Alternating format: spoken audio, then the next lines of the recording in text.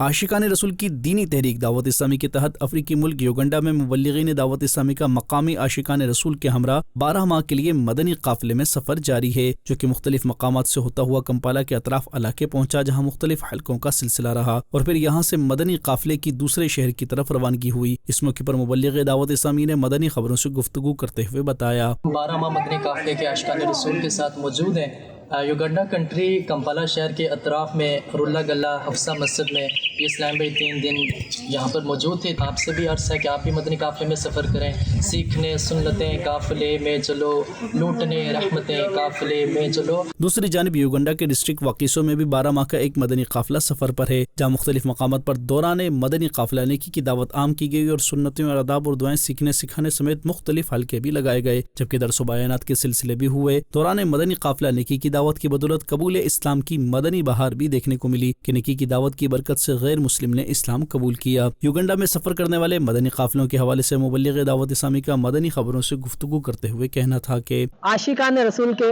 12 ماہ کے 2 مدنی قافلے یوگنڈا میں سفر پر ہیں۔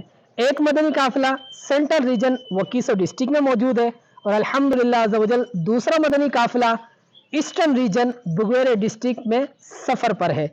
آپ عاشقان رسول سے بھی عرض ہے کہ آپ بھی ہمت کیجئے اور مدنی قافلوں میں سفر کیجئے۔